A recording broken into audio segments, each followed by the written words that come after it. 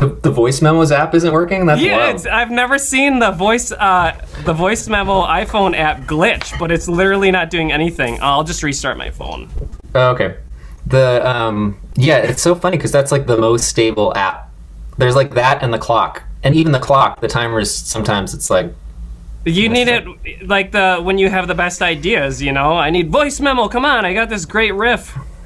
Did you hear, there was, Paul McCartney was talking about, it wasn't this record that he just did, it was the last one. He did an interview and he was talking about how now that everybody's got a phone, like so many more songs get captured because you're in the car and you have an idea and you take out your voice memos thing and you jot it down. Whereas before, he was saying if he had an idea, he would stop everything, find his way to a piano or guitar, and like play it and get down until he had it. So he was actually saying like, I have more ideas now, but I think it's actually like the songs are worse because before it was like this precious gem that you had to capture, and now it's like, oh yeah, I got that idea or whatever. Yeah, totally. And sometimes those ideas will come late at night or whatever. You're like, I can't sleep. I gotta work this out at the piano. Yep. It must be frustrating to live with someone like us. Playing piano at 1 a.m. or whatever. Oh yeah. At weird times, but yeah, I could totally see that.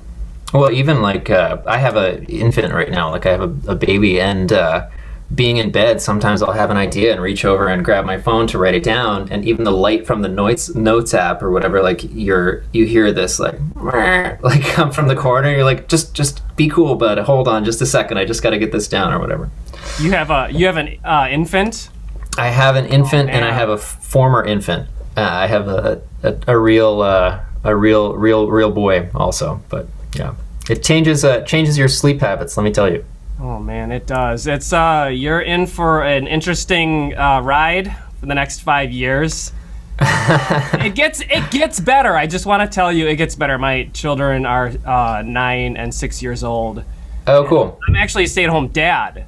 So cool. I lived through some tough years, and those years living with my children in close proximity and helping raise my children were some of my hardest years of my adult life, but also some of my best years too.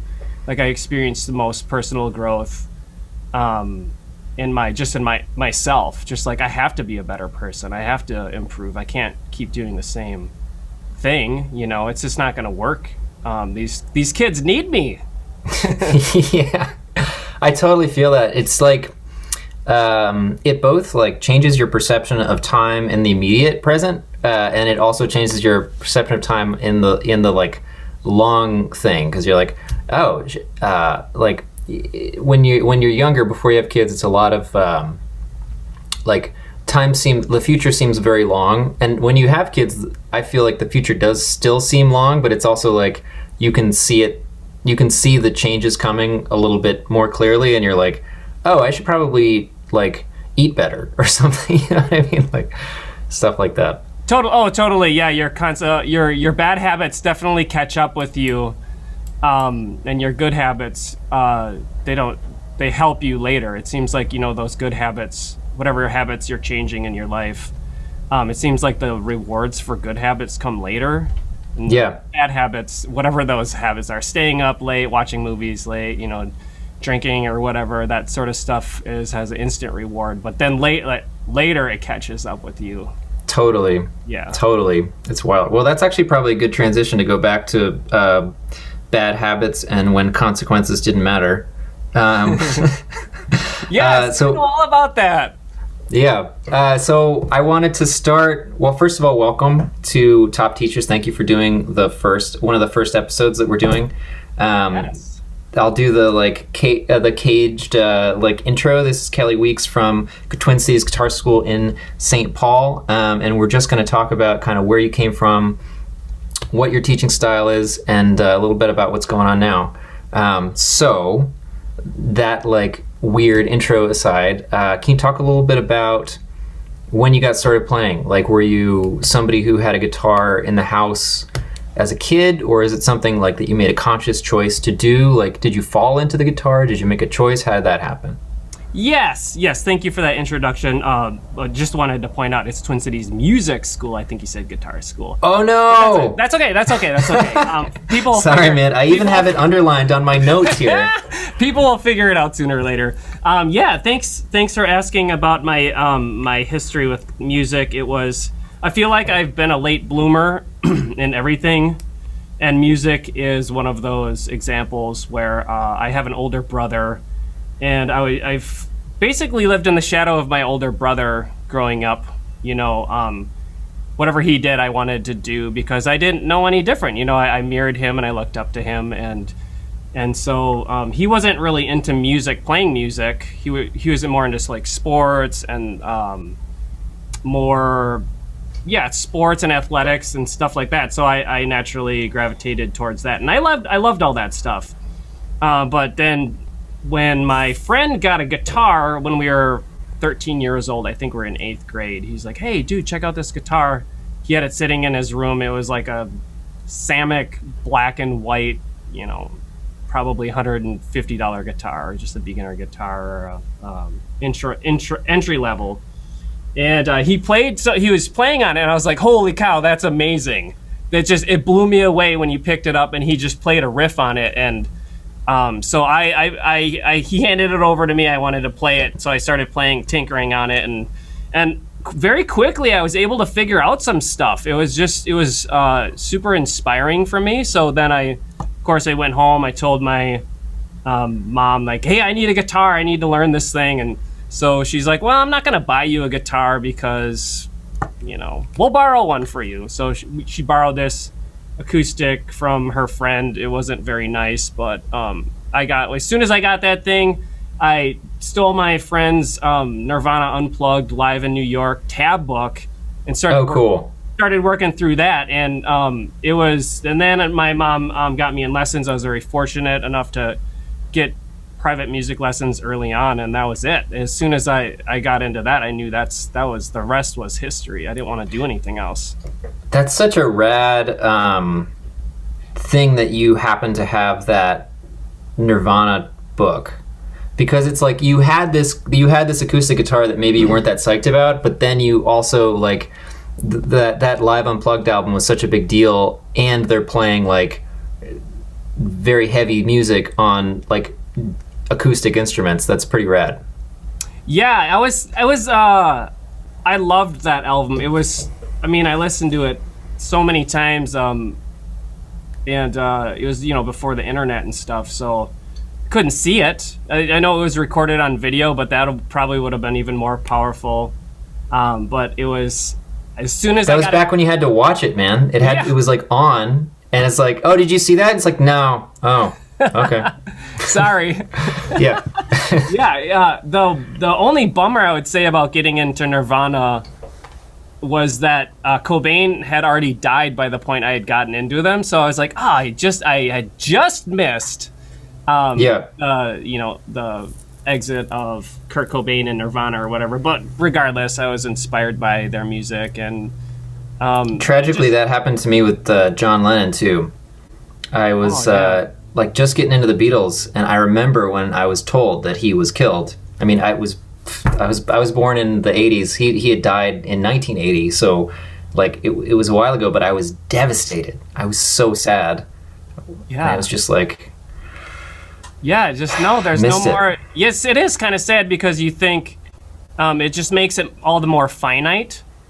You know, the catalog of songs, it's like, this is what it is, you know. So then I would try to find CD imports of Nirvana live in Rome, or oh, that's cool. All these random imports, and listen to the live versions, which were somewhat. How do you find that?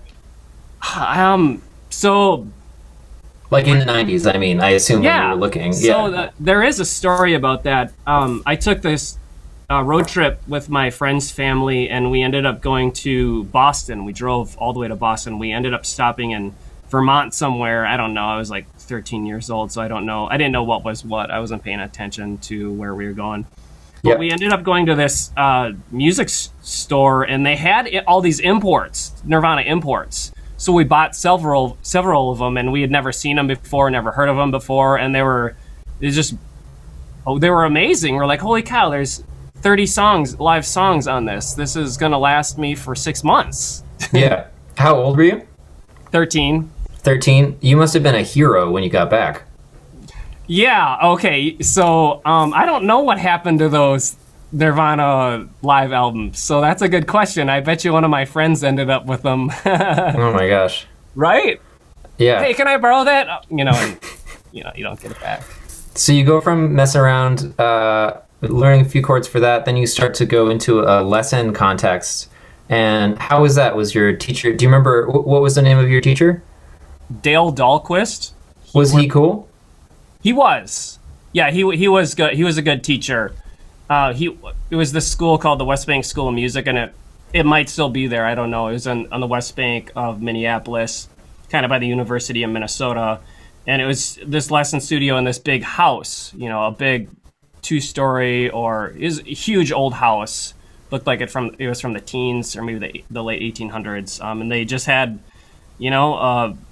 a teacher in this room, a teacher in that room, nothing fancy, no soundproofing or sound treatments or anything like that, just rooms. And he taught me all kinds of stuff. He expanded my knowledge well beyond what I was even knew existed. He had me playing like Django Reinhardt songs and gypsy jazz and blues, like Allman Brothers music, and lots of Beatles. He loved the Beatles, so I think that was probably my early inspiration for getting into the Beatles, was the fact that he loved teaching their music. And he had he's just taught out of 3-ring binders. He had a 3-ring binder with 500 songs that he had written out or what have you. Not sheet music, chord charts, tablature, and that kind of stuff. And he would figure out, he had a great ear. He would transcribe stuff for me on the spot, which was kind of education in itself, watching him transcribe a guitar line, which the only way to find out how to play like a specific riff, like let's say you wanted to play a Nirvana riff, the only way to learn it would be to go get Guitar Player magazine, and I didn't have any money when I was a teenager, so I'd just go to like Barnes and Noble and like look through the tabs, and I'm like, yeah, memorize this. I went to have photographic memory, gosh, so I don't want to forget the shit. Please. Go in with the microfilm. Yeah, microfiche. And so he was transcribing these Nirvana riffs and Metallica riffs and stuff, and it was really interesting to see him do that. And he had a cassette tape recordings that I would use for transcribing, not even a CD player. So lessons were really good. I had a really good experience. I know the opposite is true for a lot of people in their childhood. Having lessons is not a good experience for them. So I was fortunate that this guy just fostered whatever I was interested in, but in addition was like, hey, you should learn all this other important stuff too. Yeah. Do you remember what the first thing he taught you was? He tried to teach me, I didn't learn it. He tried to teach me this song called Golden Slippers. Okay. I don't know what the heck it was. It was like, he had his own, like, it was like Travis picking, finger picking thing. And I remember him trying to teach me that, but for some reason I didn't learn it. And I think it was just because I was not really, for whatever reason, I wasn't like inspired or interested in learning it. Yeah. And he would play it. He would just be like, hey, you want to learn this? Play the thing. And then I would be like, oh, yeah. I mean, I would almost always say, yeah, like who says no? Sure. No, I don't want to learn that. Well, that's your first lesson, right? You know what? I don't know if that was on the first lesson. That's just one of the first things I remember him teaching. Oh, I got you. I took lessons with him for 4 years, so we had a lot of lessons. So that's awesome. That could have been, thanks. It could have been farther down the line. So that takes you through high school, right? 4 years at 13, or you started at 13 and then started with him a little later. So that's kind of basically, you probably left town at that point, or what happens next in your career? So at that point, you're getting out of high school, I assume. Are you thinking, that you want to keep going with music? What was your plan then? Like, what was your vibe at that time? Yeah, so in high school, I had a great high school experience. I played in a show choir in the band, and we had some amazing experiences playing in a band together. We won some awards, and it was like a competition, a weekly competition. So that really motivated me. I played in a couple different bands in high school, and then so that was pretty much solidified that I was going to want to continue with music. And my older friend at the time, he was 1 year older than me. He went to Berklee College of Music. He left a year earlier than I did, and so when he was in his first year at Berklee as in college in his undergraduate, I was a senior in high school still, and so I was communicating with him daily, like, "Hey, how's it going? How's music school going?" And he loved it. He's like, "You should come out here. This is an amazing experience. You know, your guitar teacher is teaching you all the right things. You know, this is what I'm learning here at Berklee, these chord forms, these jazz chords, all this stuff." So, and I was like, "Yeah, that's what I want to do." So that's what I ended up doing. I was fortunate that my grandparents were willing to help with college tuition because Berklee was very expensive.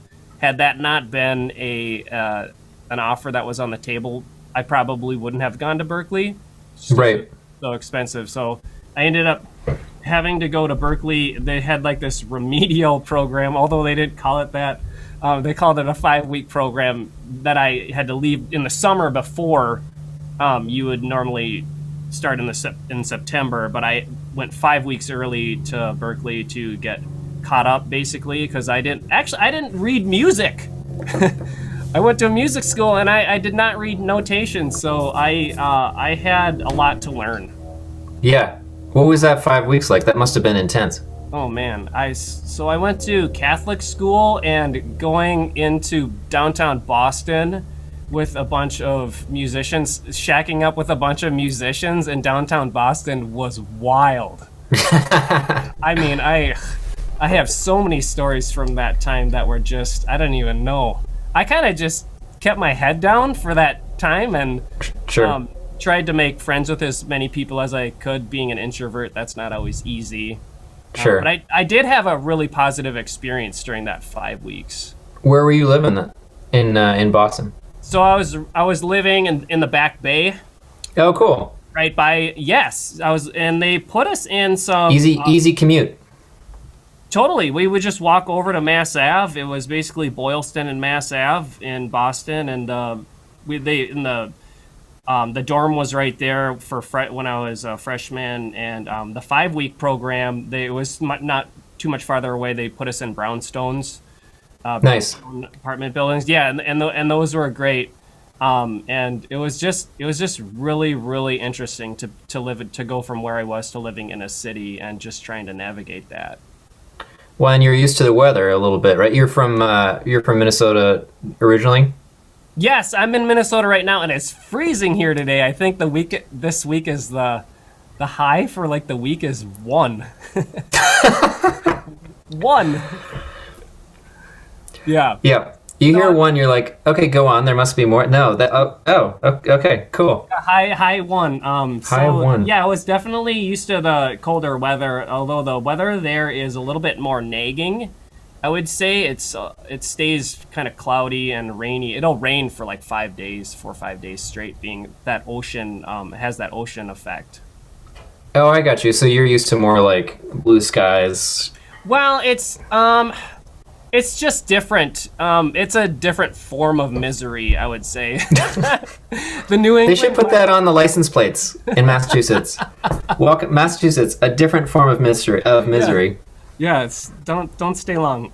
Very nice. So you're in Berklee. You're learning tons of stuff. Probably your head's exploding, and you stayed there for 4 years. You did you finished the degree and get out, and what happens? The whole nine yards. Yeah. I come home. I end up. I didn't have a well thought out plan when I graduated.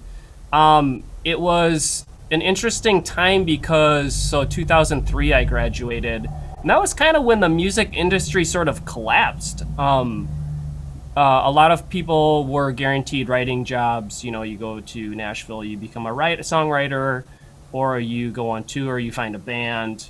You go to New York, you could go to LA, and that was the typical path for a Berklee graduate, was to do some networking, go somewhere and end up doing something with some band or some agency or some label.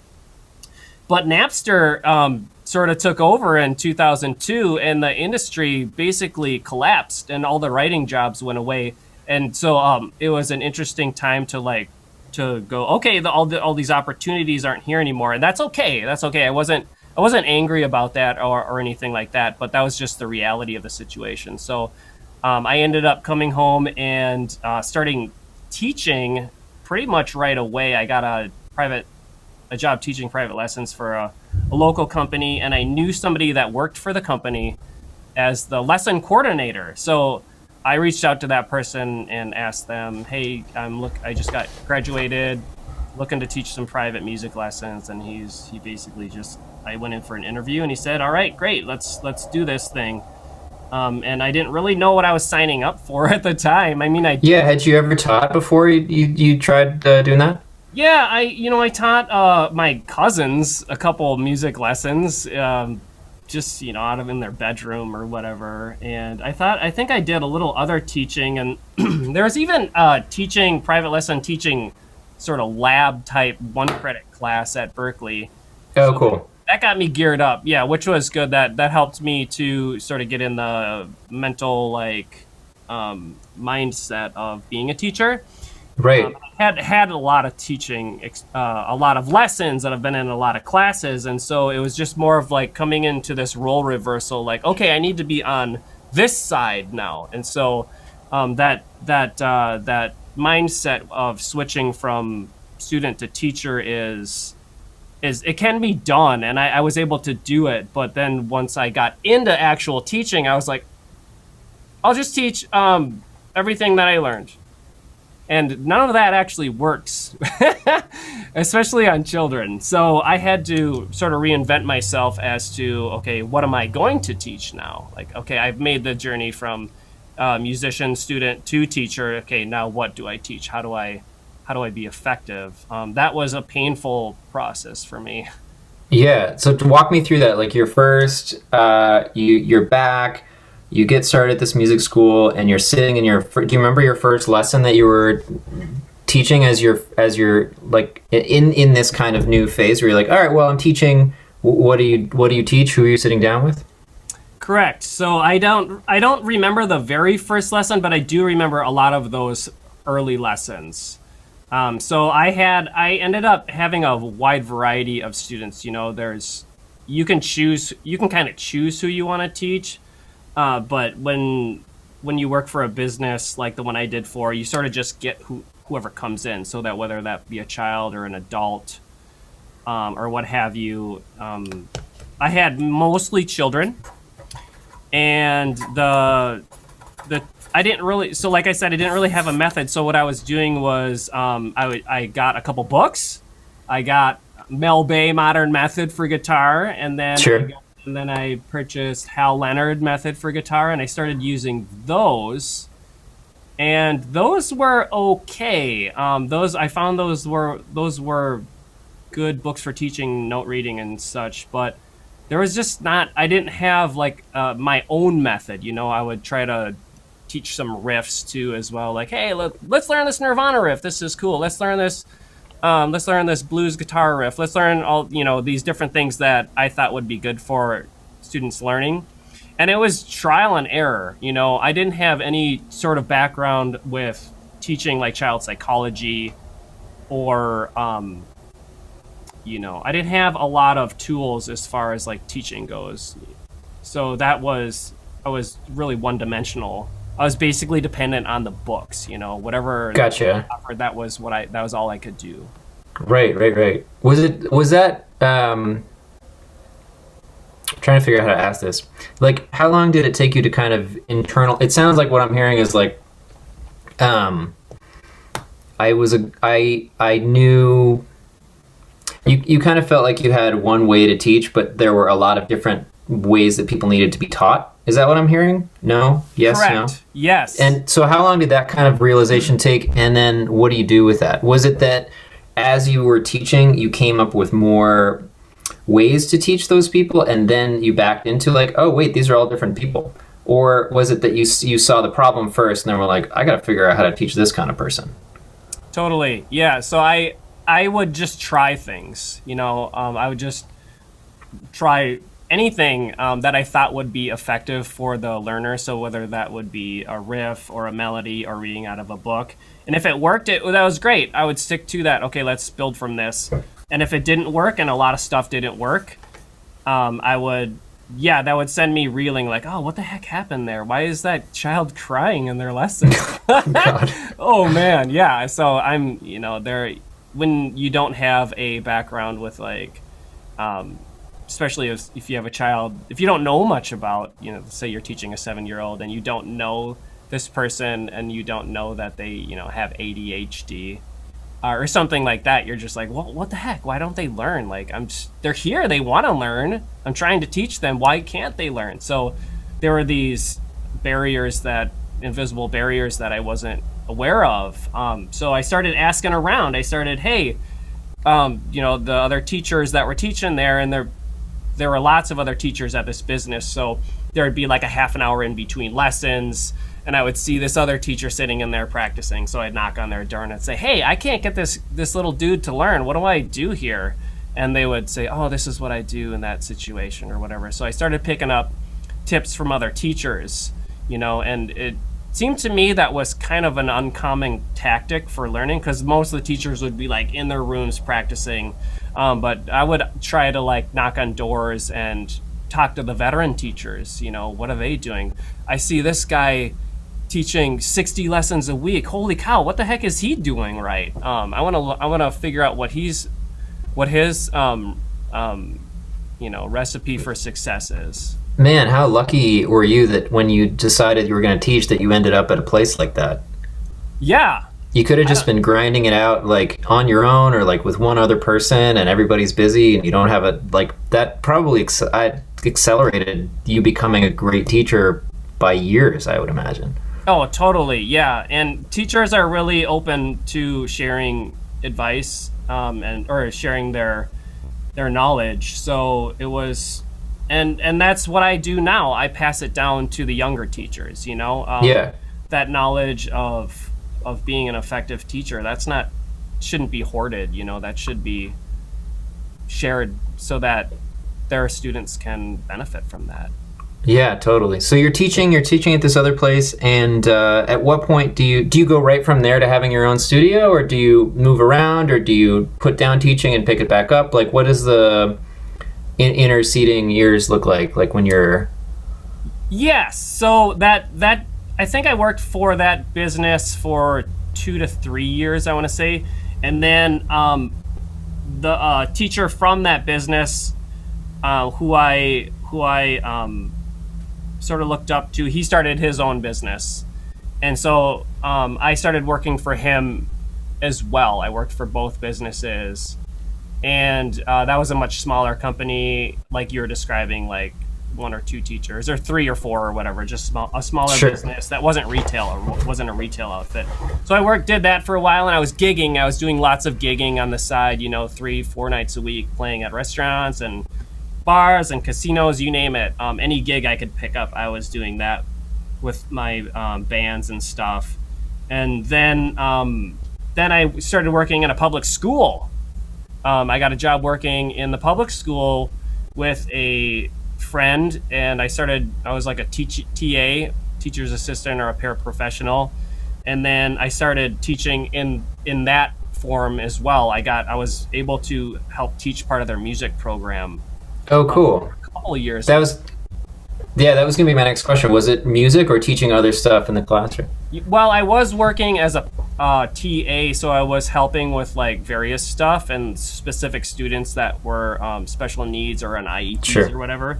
But then Yep. I started getting more into the music program, and then then that's when I really realized that I don't know anything about teaching. I was that gonna was say, because it's like, what a difference to go from kind of a more ad hoc situation to like oh, this is like a school, this is real deal, like people have like their masters in this, like they and hire or whatever. Like, what were some of yeah. the things that you kind of were part of your world in the private lessons that when you got to the school were surprised you or were different? Is there anything specific you remember that was kind of an awakening? Oh my Or god. Oh yeah. The being in public school was super stressful. You had to be on top of your game. Like you just had to be ready. There's so much stuff that happens in a classroom with management, and well, your music students paid to be there, right? well, sure, that's the difference. Yeah. Yeah. In school, they have to be there. So yeah, you're dealing with all sorts of behavioral type things on a massive scale. You know, if you're a music teacher, you're seeing several hundred students a week.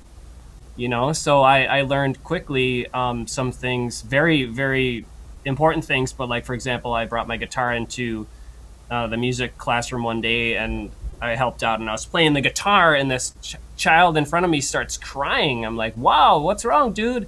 And I didn't realize he just had like he was very sensitive to like sound, like sensory type stuff.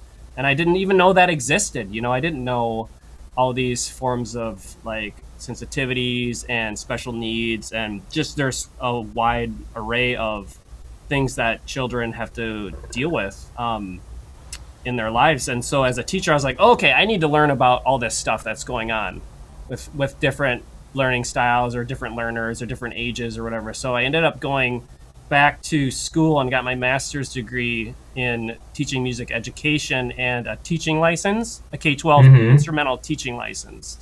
And that really, I think, was what made the difference as far as just trying to like testing out teaching and doing it and learning and that sort of dabbling sort of thing.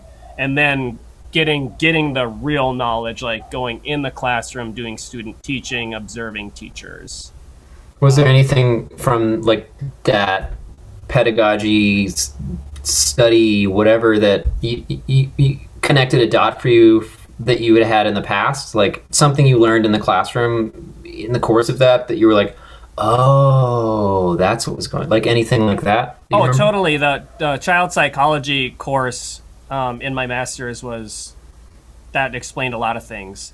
There were different psychologists. The psychology aspect is really enlightening. So there was like Piaget, Howard Gardner's multiple intelligences, all these interesting models for learning and the way people learn and different ways that intelligence can be measured, you know, instead of thinking of like that person is book smart, you know, they do well on tests and they're great with that kind of stuff.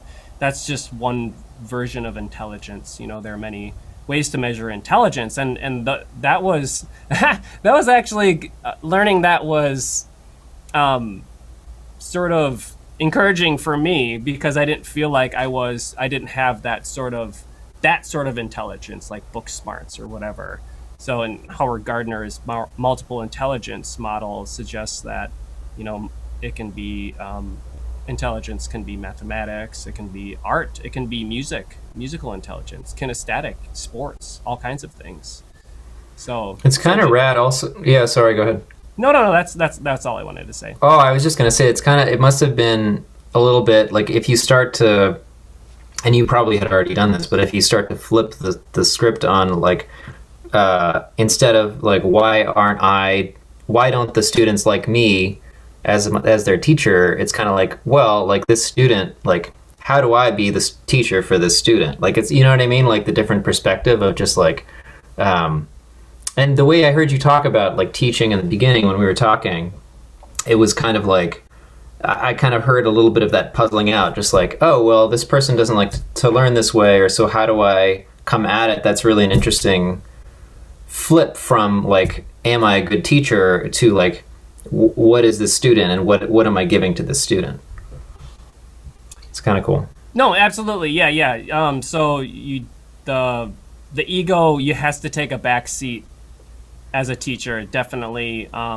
It's that is also a, I think, probably a difficult thing for a lot of musicians to accept when they go into teaching. You know, they're like, well, might not necessarily want to be a teacher. I would rather be a performer or a writer or something else, but I have to teach to make money. Instead of thinking that way, it's like, no, I'm a teacher. I'm also a performer. I'm also a writer. But when I teach, it's, you know, your personality can come out, but you don't want that to like overwhelm what's important for the student. That's wild too, like kind of compartmentalization, not compartmentalization, but just like the ability of kind of being more prismatic about self, which is kind of a wild thing to consider in your life, basically. Totally. I started getting into, this is a different topic altogether, but Sorry.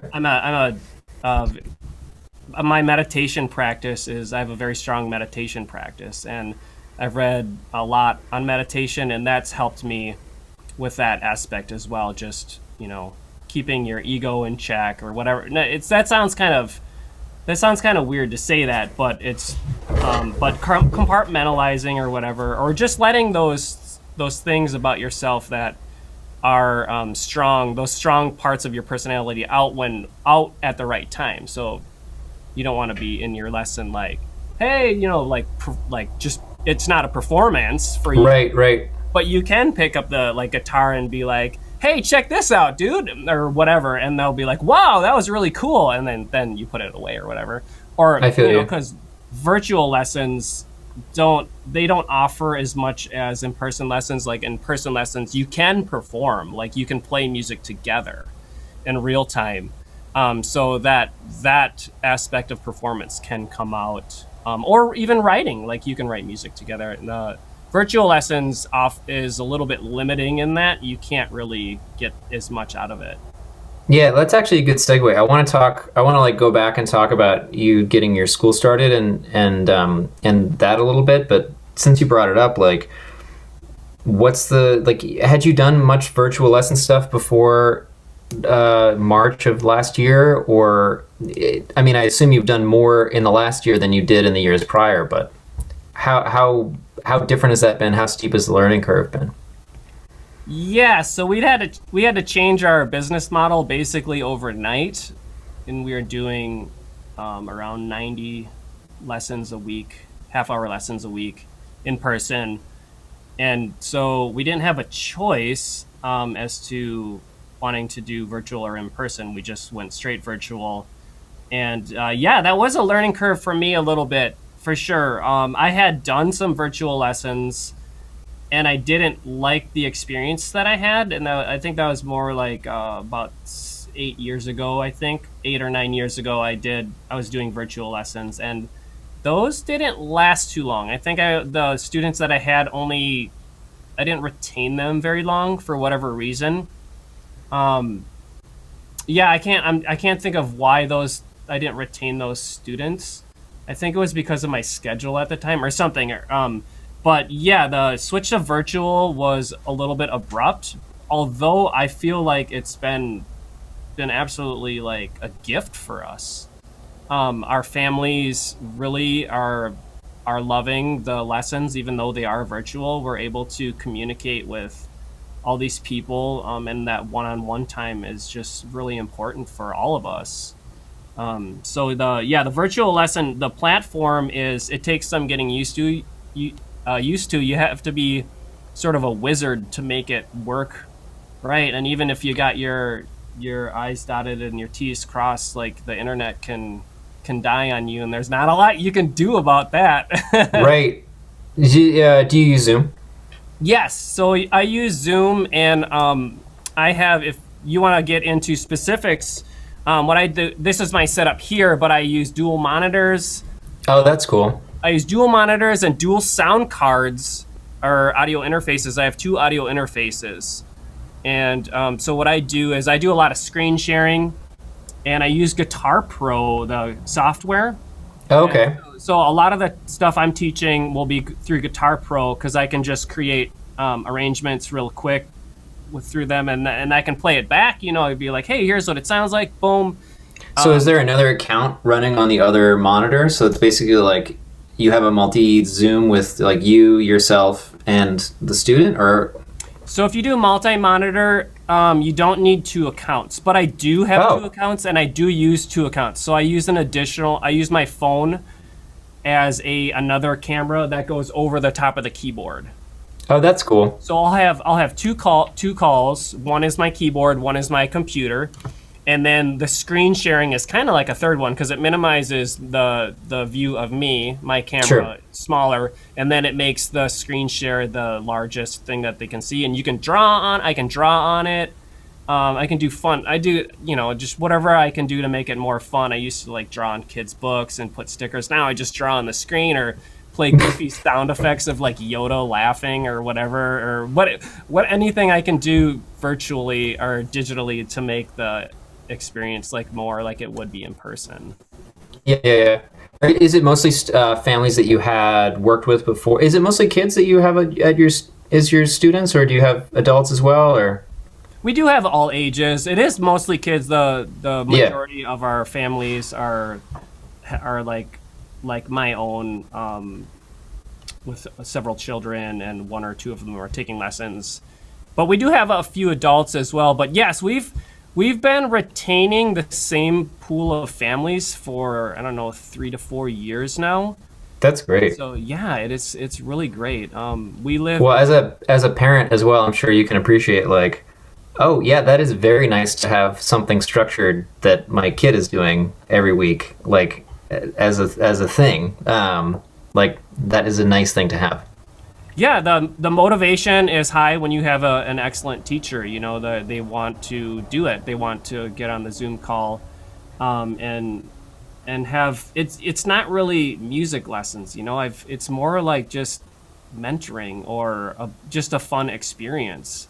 They're learning. The music is what's bringing us together, but it's so much more than music. Like talking to children on their Zoom call. Hey, how you doing today? How is school? You're doing virtual school. Okay, yeah, and just getting them to not think about all the other things they have to think about for that half hour, and then get to do something that's fun. Learn music. That's cool. Yeah, and it widens the pool of the people that you get to talk to too. I know that's something that we've been dealing with. It's like you see the same people every day, like and the little incidentals of like the person you bumped into on your way to work, or the person, like those little like people outside your immediate bubble conversations don't happen as much. I'm sure like having a friendly, caring instructor is a nice thing to have in their life. Totally, and a lot of the families. So most of our families come from referrals, word of mouth. So a lot of the people know each other. It'll be like their next door neighbor or their cousin is taking lessons, or so they have something to talk about with them each other as well. Well, hey, what are you learning? Oh, this is what I'm learning, or whatever. So it kind of reinforces itself in a good way. Totally.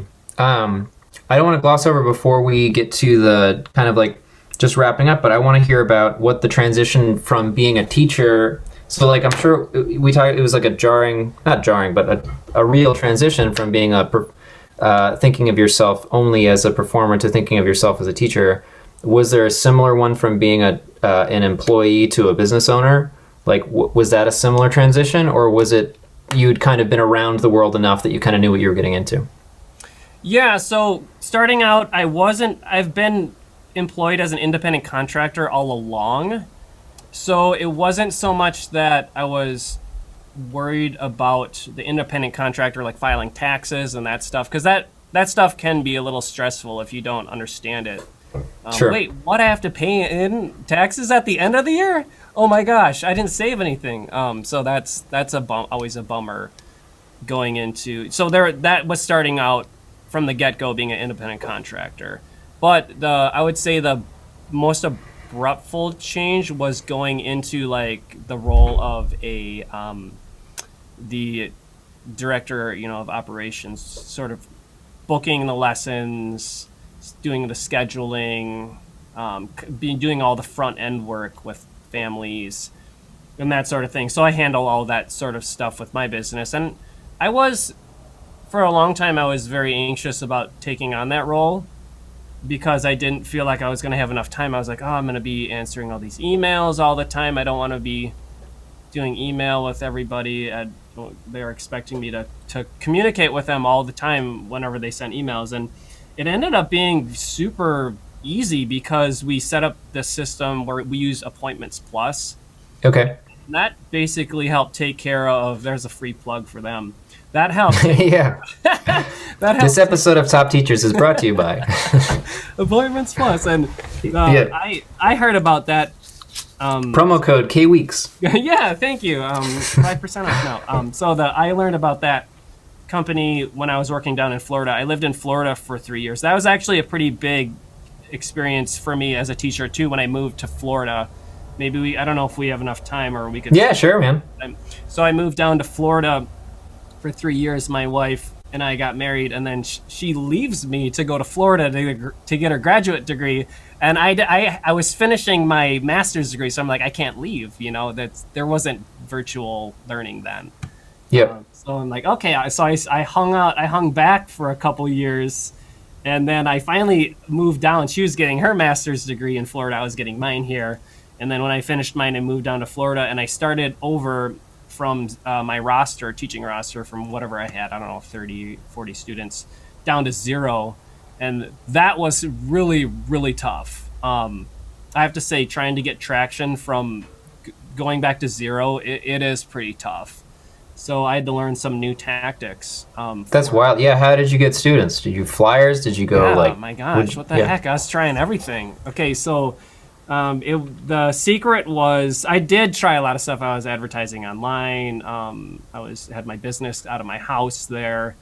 And the kicker was that I started working for this guy who had a private studio next to Publix. That's the grocery store down there.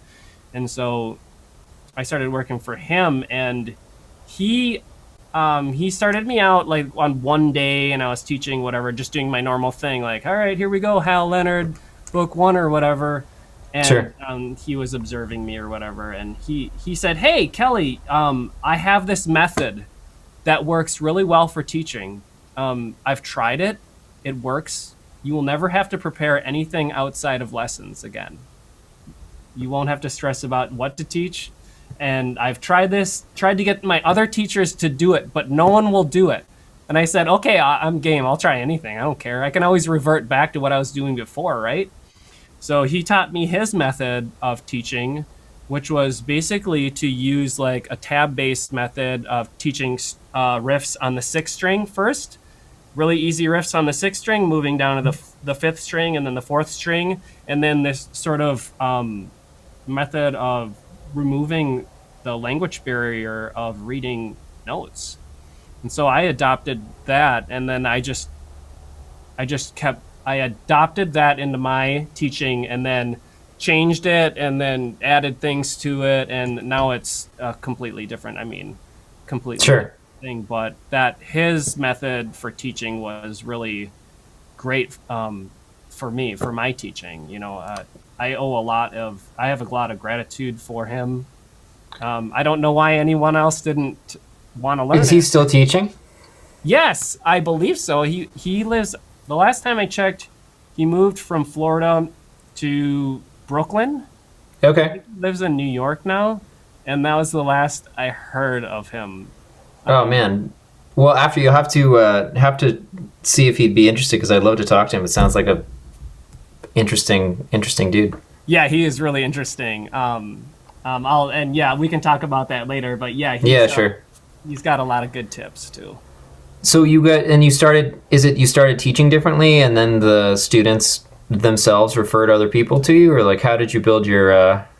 So after that happened, he started. Oh yeah, what were we talking about? He started. Oh no, I was just saying anybody who has like some kind of base of like customers, students, refer whatever. If you take that away and say like, okay, great, you know what you're doing, but you have to start over. Like that's scary.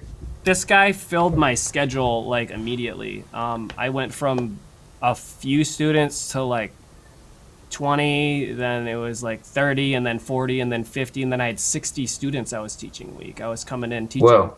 12 lessons in a row, Monday, Tuesday, Wednesday, Thursday, and then Friday I had a short day of 8 in a row, and then on Saturday I would teach 10 in a row. Holy cow. They must have been half-hour lessons. Oh yeah, half-an-hour lessons. I was Yeah. just teaching like it was just nuts. It was a good thing, but at the same time, I was like, I don't know if my body can handle this much longer.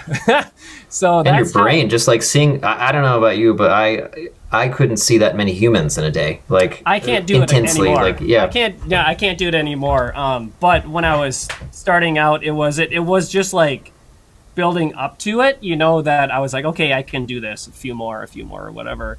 And then once I started getting up to that number, I think it started to taper back a little bit. And at the time, 50 seemed like a good number, even though I would never do that many now.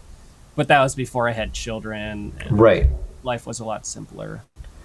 Yeah, it's interesting. Like, having kids makes you feel like you can do more stuff, but also it's like, you can't do as much. You know what I mean? Like, I feel like I'll give you an example. When I was a kid, before I had children, which is, I would go visit my sister's house.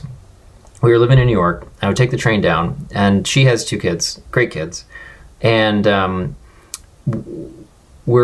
sleep on the couch, wake up, and we'd have breakfast and do some stuff and maybe do some coloring or play outside, whatever you're going to do. And at some point, I would think like, oh man, I better get ready for my train, because, I got to get back to the city and get ready to go. And the train's at like 1 or 2 o'clock in the afternoon. I'm like, we better have time. I'd inevitably look at my watch, and it would be 8:15 in the morning. And it would feel like it had been like a whole day. It'd be like, oh. So I feel like that was like, so in one sense, like, as a parent, you have a different appreciation for how many hours exist in a day and like what can be accomplished in those hours. But on the other hand, so many of those hours are spoken for. You know what I mean? Like, I feel like there's so much more like room in the day, but then so much more of it is filled, if that makes sense. Totally. And there's also the dilemma of you have time, but you don't have enough time. Like, what is the task that's going to take 2 hours? I don't have 2 hours. I only have 30 minutes. Or I only have 3 minutes, So there's when you have children that you have to get used to, like, the hurry up and wait sort of thing, and that can definitely be mental torture, but you kind of get used to it, if you figure out a way to fill those small times. Like, oh, I can go over there and fold 4 pairs of pants in this amount of time, or whatever, because there's always some kind of task like that. Yeah, man. Speaking of which, it's 12, although that doesn't make sense in podcast land when people are actually listening to it. But are you down to stick around for a few more minutes and talk? Yes. Okay, cool. So take me back from Florida sunshine, where you can walk along the sidewalk and pick up stray grapefruits and eat them like apples without even peeling them, to... my friend went to Full Sail down in Orlando, and he would talk about he would walk from his house to the campus to take classes or whatever, and he'd be like, "Oh yeah, I just fill up my backpack full of oranges. They're lying wherever they are." It's like, "Oh, that sounds really nice." That has not been my experience in life. Yeah, no. Yeah, that's the Florida is wild, man. I don't even know how else to describe it. There's just that 3 years I spent down there. There were just so many things that were so wild about it, and that's why it's good to experience new places. If you can do that before you have children, you can move. We moved. I was in Boston, and then I was in Minnesota, and then Orlando, and so I got some different perspectives. Take it or leave it, But yeah, we had a neighbor that had some grapefruits laying around, and I think when my father-in-law came to town, he saw the opportunity to be like, "Hey, I'm gonna grab some of these grapefruits," or whatever, and I don't know if they were good or what, but anyway, yeah, we moved back from Orlando when we Full Sail. Yeah, so actually, I knew a teacher, the teacher that I was working with during the time when I was in Florida, also went to Full Sail, Oh, cool. and she said, this is what she said. She's like, I asked my teacher, my professor, what I should do when I graduate from Full Sail, and they said to not change anything, to just keep doing this, keep teaching private lessons. So because it was a good job, it's a good Yeah, yeah. part-time job. So we moved back because my wife graduates. We just have a baby.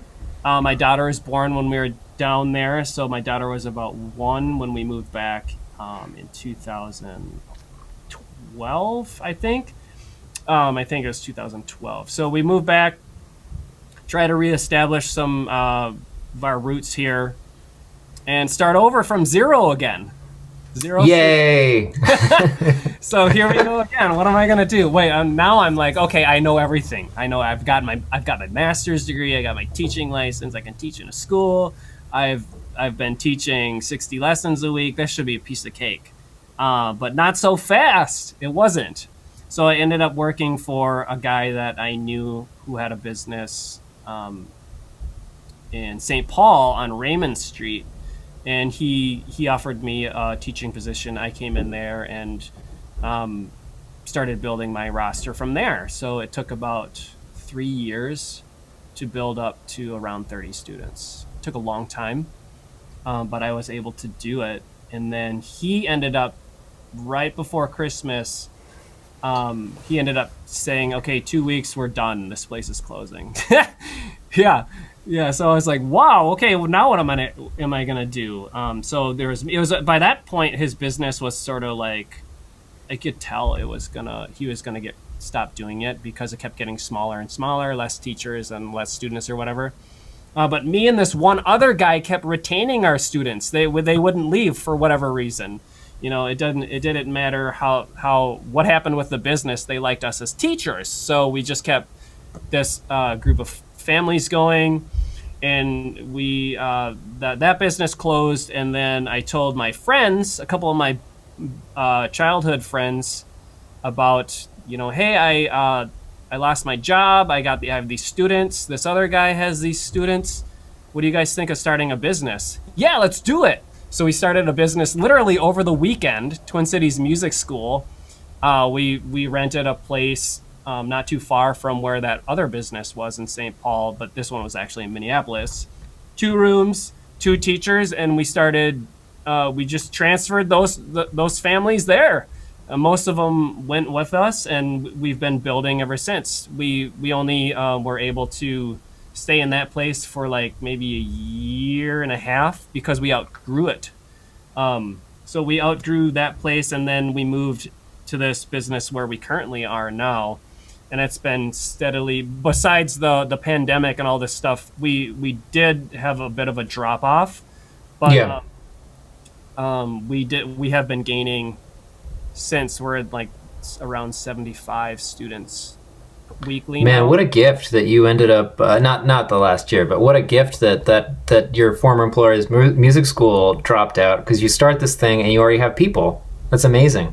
Yeah, it was a gift for sure, and he could have easily just said, no, you're not. Those aren't your students. Those are my students for my business, or you can have them if some kind of deal. Maybe he would work out a deal, but he Sure. just wanted to be done with the private lesson stuff.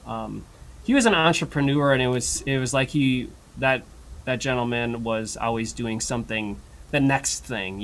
Got it. So I don't even know what he does anymore, but it was good for us. So we started this business 4 years ago, and it's just been a dream. I'm a stay-at-home dad.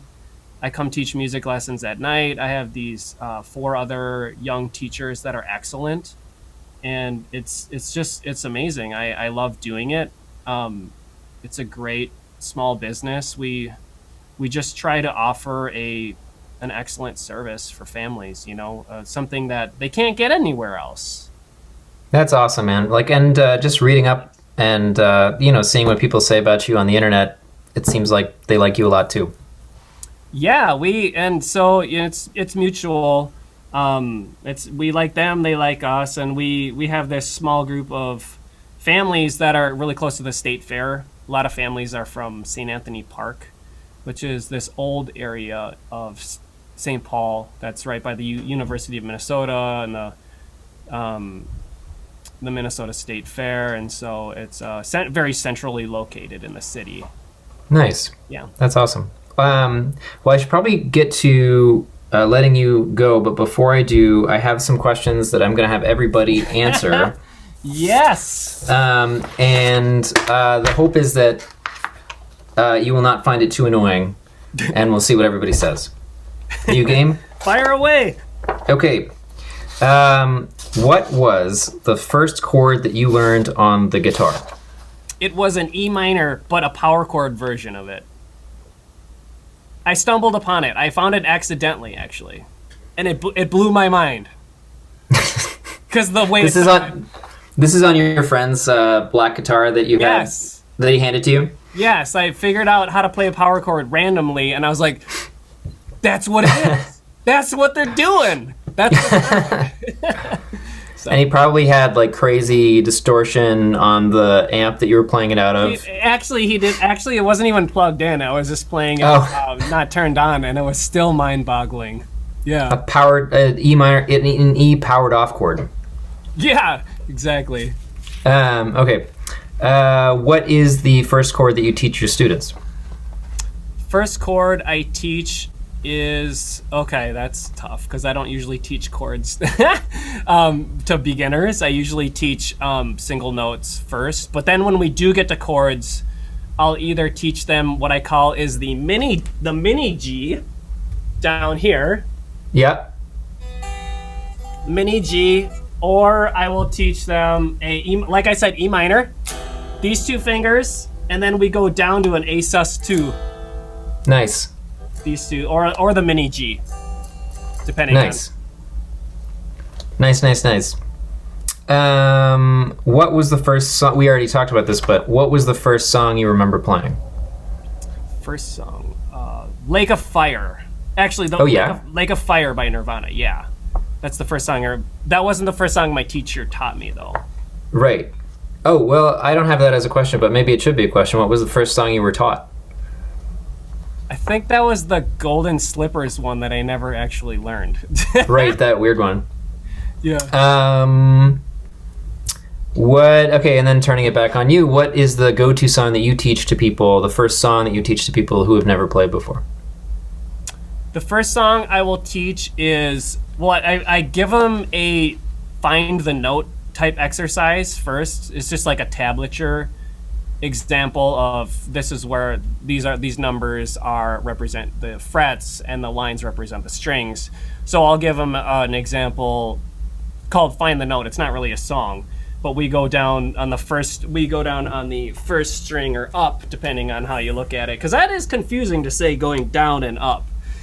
We usually go on the first string first, and we go 0, 3, 5, and I have them like work up the neck, like 0, 3, 5, 5, 7, 9, 12, and then everything open. And then what I'll usually give them is like some popular riffs on the 6th string. They can play like Wild Thing, This thing's not even turned on, is it? There we go. Or Walk Don't Run. Or Walk Don't Run.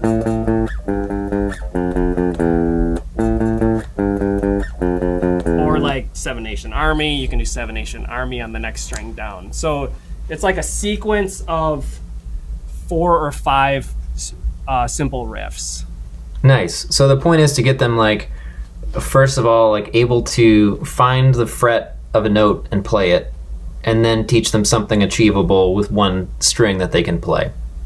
One note. If they can be successful playing the first note, then you just go from there. What's the next note?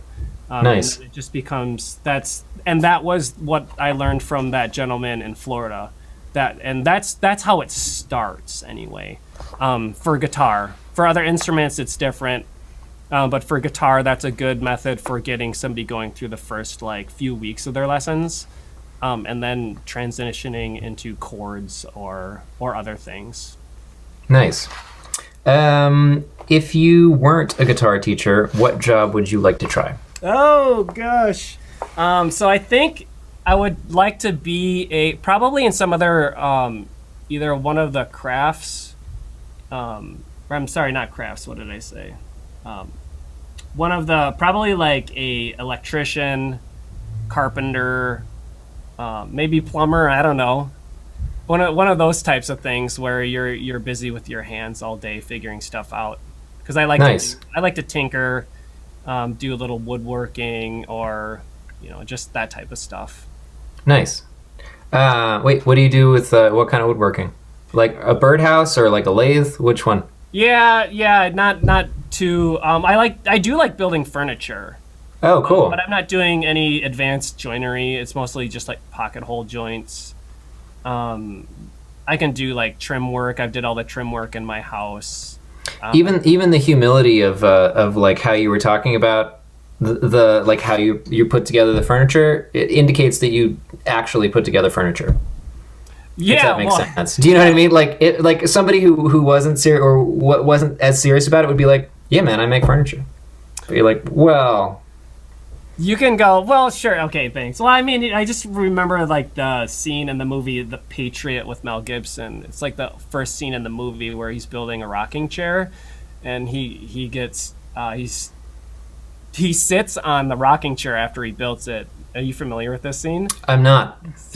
He builds a rocking chair and he sits on it and he's like, okay, he sits on it. And it breaks, it collapses, and he gets so angry at it, he picks it up and he throws it into a pile of rocking chairs that are all... Into a pile of rocking chairs! That's more like my, the humility or the being humble comes from just making so many mistakes that it's just, you gotta get past it. That's awesome. I just have a couple more here. Which instrument that you do not play would you most like to master? The drums. Yeah? Me too, man. Yes. Me too. I hear my other teacher rocking out on the drums when we were doing it in person. He's playing drums and they're like playing bass guitar, or they're playing keys or guitar and he's playing drums, and it's just so fun to have that setting. And I really, what do you have a drum set? Yeah, man. So my last gasp of not being a parent was like coming into our apartment, and my wife is like 6 months pregnant or something, and I'm like, I always wanted to learn how to play the drums, and now I'm never gonna get to play. She's like, you can still play the drums, man. And so she encouraged me. I bought one of those. We lived in New York then, and I bought one of those, pad drum sets, that goes in the corner and folds up, and you can take it to a gig or whatever.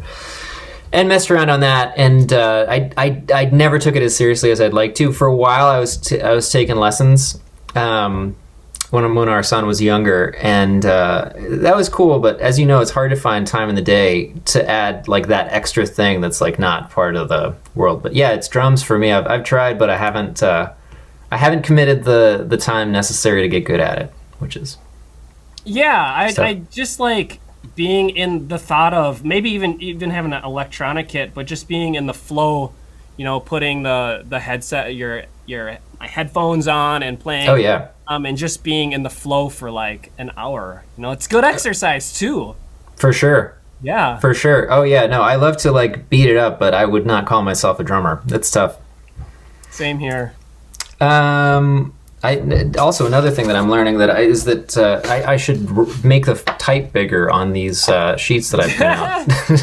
At least you have a sheet. I got nothing. Oh well, I don't know. In general, like I like to interviewing stuff. Like I'm sorry, I didn't mean that on you. I didn't. No. In general, like I like to. I think it's more fun when something's more of a free flowing conversation or whatever. But these Cliff's Notes are good to have around, but they are tiny. That's another thing. Getting older, man. You need to have things printed a little bigger. Yeah. Not that much bigger, but it's just like, oh, that's a little small. Like whatever. No, for sure. My monitor at home, when I sit at my desk at home, I'm starting to feel myself moving closer to it as well. Yeah, no, I have like a nice fancy monitor which has like a high resolution or whatever. But part of that is when I open up the Notes app on my computer, I'm like, the default font size, I'm like, you kidding me? No. Like, Yeah. 11 Calibri? No way. oh, no thanks, yeah. Just a few more. What is the last guitar-related skill that you yourself learned? Skill or scale? Skill. Guitar-related skill. The last one that I've learned. Oh my gosh, what did I teach in my last lesson? Just kidding. Guitar-related skill. So there's so many. I'm always working on a skill, but I can't think of one that I dabbled in but never. You mean that I'm currently working on? Yeah, sure. You can take it however you want. Yeah. Okay, so I'm And the last, it could be like the last thing you learned at Berklee or whatever, if you want. Like, it's a very vague question. So I've played. I can't think of anything specific. I think it just depends on. I don't approach the instrument that way. I kind of approach it with more of what do I need? What needs to be done? So if I have a gig, I'll be like, okay, I got to brush up on all these guitar solos. Whether that be like, finger picking, Travis picking, or whether it's a bunch of like unison bends or a bending, or because I play in a country band, or if it's on the mandolin. I play a lot of different instruments, so I'm constantly trying to maintain the level of skill that I think I should be at. Yeah. If that makes sense. Do you speak any other languages? I don't. Okay, Well, so I've taken Spanish in high. I took 3.5 years of Spanish, and I've traveled in Latin America, but I'm definitely not fluent in Spanish. I speak a mix of bad. I speak poorly in German, and I also speak poorly in Spanish. And I've found that my brain has two slots for language. Like, one is whatever I grew up speaking, which is English, and then it's like other. And so the other one has like these two tracks. And I find that you can easily hit the off ramp. And so I would start a sentence in Spanish and then get stuck on a word, find it in German, and then veer into the German version. I wonder if that ever happens to you with other stringed instruments. Oh, totally. I'm totally. Like yeah. Yeah, because I mean, even for example, in a lesson I was teaching the ukulele, and I picked it up and I played a wrong chord on the ukulele because I think it was.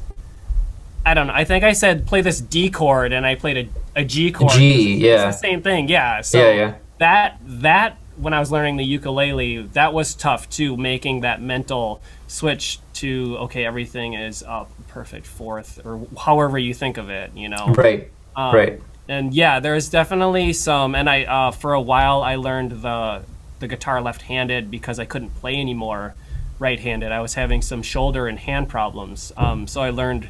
For 3 years. While I was in Florida, actually, I played the guitar left-handed. No kidding. Yeah, so I started over. When I started my practice over, I started playing left-handed, and so that kind of was a reality check for me, like, hey, this... Left-handed and upside down, or left-handed? Just left-handed, yeah. Just left-handed? Just left-handed, yeah. I did try the upside-down thing, too, because I was like, I don't want to buy another instrument, but I ended up doing it because it's just too hard to play it upside down as well. But that put me in perspective for what is appropriate for a beginner, because I could not play this stuff like that I thought was easy. Yeah.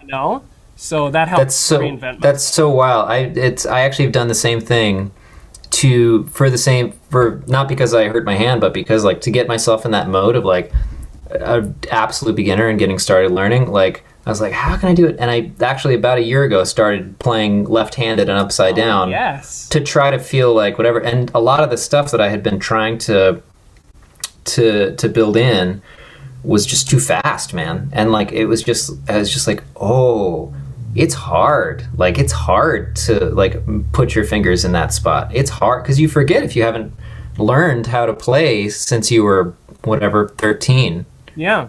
what it's like. Exactly, and that's why I try to remove language as much as possible from learning. So instead of like looking at a piece of paper, like, hey, no, just put your finger here, push the string down, and pluck the string with a pick or whatever, because it's so physical, you know. Like you have to get students to not get discouraged by like notes sounding bad. You know, no, that's the way it sounds when you're a beginner. Just keep doing it. Just keep doing it. And encouraging like I said with the one note and then the riff and then switching strings and little tiny accomplishments along the way, and then introducing the language. That's wild, man. What is one thing that you tell your students to do that they reliably don't? Besides practice? Sure. Actually, I don't even tell students to practice. Fingerings on the piano.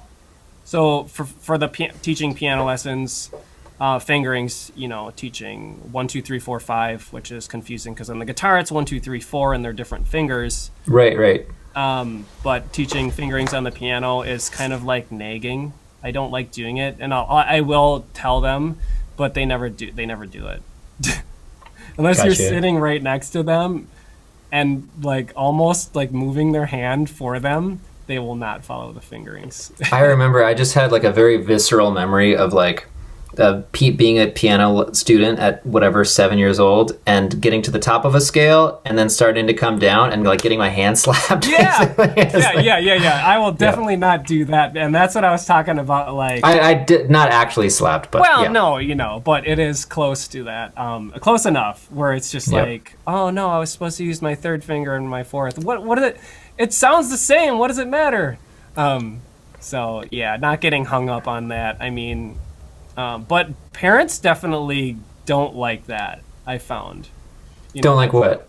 Not enforcing, not being more like enforcing of... Oh, I see. And some stuff like that, because I'm pretty easygoing in lessons. Parents that play or parents that don't play? Do you know what I mean? Like, don't play. Actually, don't play, now that I think of it. Oh, interesting. Yeah. So, and that's not all parents, obviously. But yeah, those fingerings, man, they're okay. It doesn't matter. It doesn't matter anyway, because the fingering is when the child needs to play faster, or if it's an adult, if they need to play faster, they'll realize sooner or later, hey, I have to use a different finger. Gotcha. Yeah. They're like, oh, it's really hard to like trip up. It's like, oh, if I had switched and used my thumb there instead. Eventually they figure it out. They figure it out, and it clicks, and then they want to do it. Yeah. And then the last question. This is a terrible last question because it's not. But it's one. What's something that you tell your students to do that they actually do reliably do? I'm going to switch the order of these questions because it's kind of like a weird note to end on. But no, that's okay. What do I tell them to do that they actually do? I'll ask them to find music that they would like to learn in their lessons. So I create a wish list in their spreadsheets. I have a digital folder for every student. I put all their music in it, and I keep a spreadsheet of all the things, a lesson notes spreadsheet. And on the side of it, I do a wish list, and I say, think of some music you want to learn. It could be anything. It could be a song you've heard on Apple Music. It could be a song from a movie. It could be from Mario Odyssey. I don't care what it is. Just something you like, and we'll try to figure it out. And a lot of times they will come back, if not on the spot. They'll suggest something. They will come back with something. Nice. And I think that gives them a little bit of allowing that a little bit of control in their learning, makes it more inspiring for them, or just more real, or whatever. It's just more interesting. Well, and they're playing something they want to play, which is cool. Yeah, and a lot of times they know it because they've heard it so many times. So then it's easy to teach it to them because they've already hummed the melody 100 times. That's a great point. It's like half as much work, right? You don't have to like learn the song to learn the song. Like you already know the song. Now you just have to make your fingers like move in the right way. Yeah. totally. It's already ingrained. So any of that's, and during lessons, I try to play music as much as possible. Like, hey, here's the song. Let's listen to the first 30 seconds of it.